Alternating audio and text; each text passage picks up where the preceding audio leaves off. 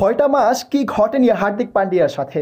মাঠে কিংবা মাঠের বাইরে সব জায়গাতেই ভক্তদের দুয়োধ্বনি আর রোষানলে পড়তে হয়েছিল এই ক্রিকেটারকে। সহধর্মিণী পর্যন্ত ছেড়ে গেছেন ভারতীয় এই অলরাউন্ডারকে। তাই তো ভারতকে বিশ্বকাপ জিতিয়ে অঝরে কাঁদছিলেন পান্ডিয়া।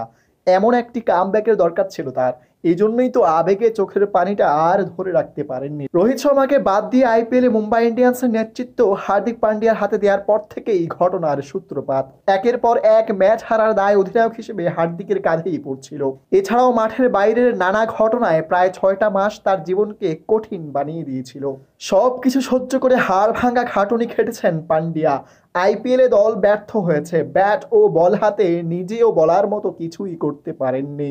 এরপরও যখন তাকে বিশ্বকাপের দলে নেওয়া হলো, তখনই তাকে নিয়ে জন্ম দিল নতুন সমালোচনার। পান্ডিয়া ছিলেন শুধুমাত্র একটি সুযোগের অপেক্ষায়। আইপিএলে রোহিত পান্ডিয়া কাণ্ডে তোলপাড় ছিল ইন্ডিয়ান ক্রিকেট পাড়া।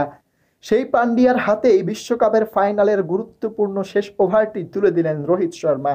পান্ডিয়া ক্যাপ্টেনের আস্থার প্রতিদান দিলেন, গুরুত্বপূর্ণ 2 উইকেট নিয়ে ভারতকে বিশ্বকাপ জিতালেন। এরপরই কান্নায় ভেঙে পড়লেন হার্দিক।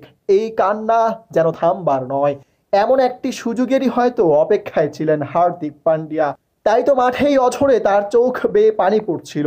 কঠিন 6টা মাসের গল্প শুনিয়েছেন পান্ডিয়া। বলেছেন, জবাব দেওয়ার মঞ্চ হিসেবেই বেছে নিয়েছিলাম বিশ্বকাপের মঞ্চকে। গত 6 মাস ধরে এই দিনটির অপেক্ষাই করছিলাম। খুব আবেগপ্রবণ হয়ে পড়েছি, অনেক পরিশ্রম করেছি, কিন্তু সাফল্য পাচ্ছিলাম না। আমার কাছে এটি তাই বিশেষ মুহূর্ত। হার্দিক আরও বলেন, সবাই জানে গত 6টা মাস আমার জন্য কেমন ছিল। ব্যাপারগুলো ভীষণ অন্যায় ছিল। আমি একটা কথাও বলিনি। জানতাম যদি কঠোর পরিশ্রম করতে থাকি তবে আমি আলো ছড়াতে এবং আমার কাজটা করতে পারবো। এই ধরনের সুযোগ পাওয়া অর্জনকে আরো বিশেষ করে তুলেছে। ব্যর্থতার বৃত্তে আটকে থাকা পান্ডিয়ারা এইভাবেই ফিরে আসুক, সমালোচকদের মুখ বন্ধ করুক।